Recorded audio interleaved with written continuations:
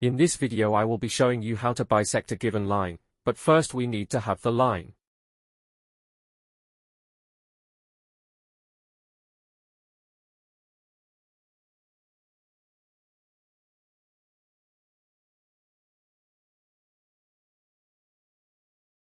In order to bisect the line, therefore I will cut arcs this way.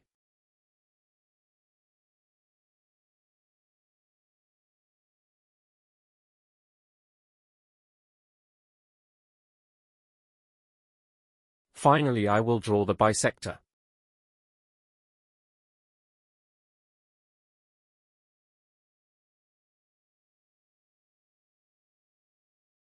Your colleagues will appreciate you if you share this video with them.